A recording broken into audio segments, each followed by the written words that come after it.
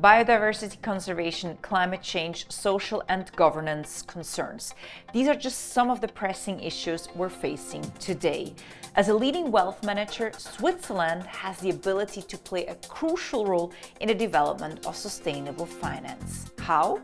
Well, a new initiative launched in March by the Department of Finance of the University of Zurich wants to tackle the aforementioned issues. Welcome to finance.swiss. Today we're speaking with Professor Zacharias Sautner, who is co-leading this initiative, to find out more. Well, hi Zacharias. Now, there has been a backlash in sustainable finance, especially in the US. Can you explain why?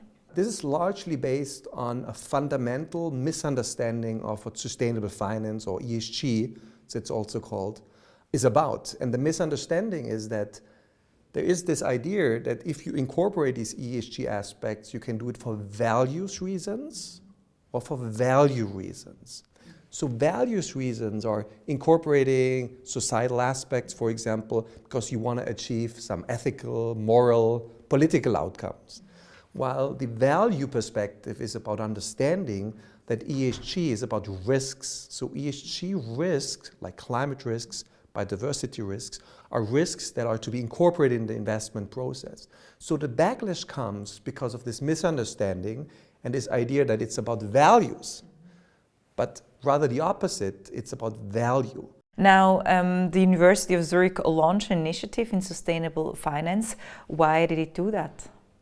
So there are multiple reasons why we have set up this initiative. And one reason is definitely to communicate more clearly to the outside what ESG is about and what fundamental research we at the university have been undertaking in that specific space. Because it turns out that this is one of the biggest hubs that we have in Europe and worldwide in terms of researchers working on sustainable finance topics, ESG topics. But more broadly, it's also about providing a fundamental research base for the Swiss financial marketplace. So if you think about pharmacology, biotechnology, there's a very clear understanding that if a country wants to be on the cutting edge in terms of the sectors, the pharma sectors, becoming leaders globally, that there needs to be fundamental research in that areas to support the business developments. And exactly the same applies to sustainable finance. If Switzerland wants to be a leading place in the world, and that's the ambition, in sustainable finance, you need to have fundamental, high-quality research supporting that ambition. You also aim to build bridges between academia, industry, society, policy makers. How exactly will you do that? So a key challenge that academics always face is communicating their results to the outside. And this is very important because universities are not ivory towers. What we do here has fundamental impact on society. Let me just illustrate with an example.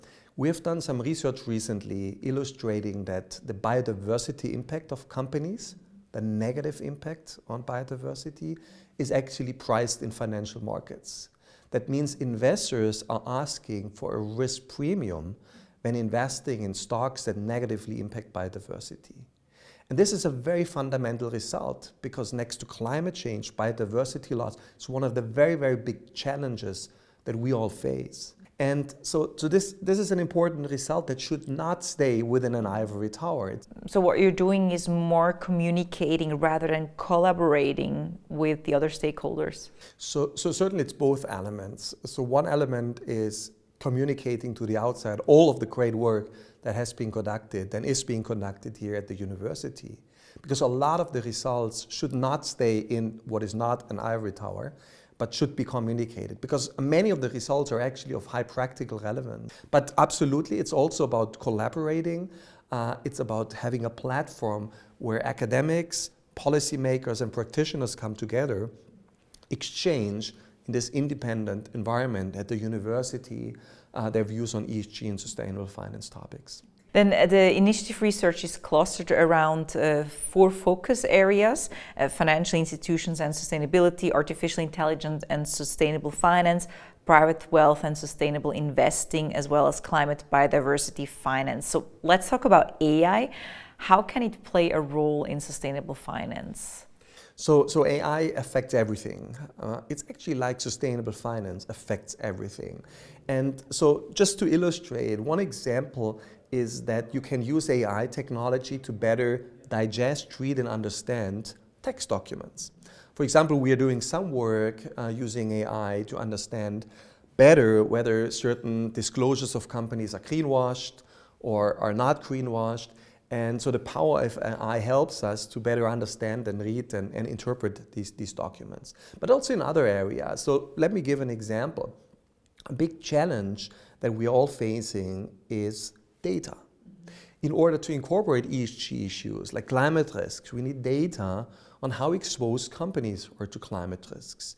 And there's a lot of great work, certainly from the ESG rating providers, but some of these data are very expensive, especially for universities, also for some investors that are increasingly worried about the costs of these ratings. So therefore, universities can offer service by using AI, and we do this in this project, in order to kind of measure how exposed firms are to climate risks. And what we do concretely is we're studying conference calls, earnings conference calls, where management and analysts come together to discuss about pressing issues of the companies. And we're essentially using technology, AI technology, to automatically read these transcripts of these calls and measure whether in these calls companies are discussing climate risks, whether it's physical risks, regulatory risks, whether it's about upsides and downsides. And we are making these measures available to the industry, but also and in particular to academics to use these data as an alternative to ESG ratings. Now, the first sustainable products in Switzerland were launched as early as 1980, making the Swiss Financial Center a pioneer in the field. If we look at it now, where is it in relation to other financial centers? So the competition at the moment in terms of financial marketplaces becoming leaders in sustainable finance is enormous, and governments around the world are putting a lot of money into this competition. For example, by supporting universities. Think of what Singapore is doing and other places in Asia. And so I think Switzerland is doing very well. It's on the way. And I should also say my professorship, which is in sustainable finance, is pretty much the first professorship in the world dedicated specifically to sustainable finance. I mean, there are some other places, also in Geneva, that go in similar directions, but it's something new, and it's based on this understanding, also in Switzerland, that you need to have a base, academic base, providing fundamental research on the topic if you want to sustain in this competition. Right? And so therefore, this is a very good sign, and that coupled with the fact that Switzerland is just a powerhouse in terms of money, because of all the money managed by Swiss institution, all the money going to Switzerland. So Switzerland has a key in this transformation, and the key is the money. And if we use the power of the insights from academic research combined with the insights from the financial sectors and how to make the world a better place, then capitalism really can be a catalyst to address the big challenge that we are facing: biodiversity loss, climate change. So therefore, I'm very hopeful that also the Swiss power, financial power of capitalism can positively contribute to this change. Now, the Department of Finance of the University of Zurich found that many private wealth holders are very interested in sustainable finance. However, they and their financial advisors lack knowledge when it comes to the mechanics of sustainable finance. So do you see any improvement there? And if not, what recommendations can you give them, or as well for policymakers? I mean, there's a huge demand for education. And that's why we have, the colleagues have launched here the Center on Sustainable Finance and Private Wealth, which has been very, very successful, provides lots of training, individual to high net worth individuals that want to make an impact through the investing. And so therefore, this is a great sign, and it's certainly also there going in the right direction. Now, if you ask me where is more to be done, I think more is to be done in terms of engagement. Not just and primarily by private individuals, they have an important role, but by institutional investors.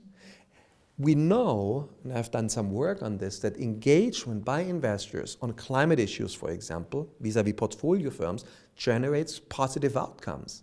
For example, we show it reduces financial risks. If you engage a company, downside risk, tail risk, that the stock price crashes, goes down.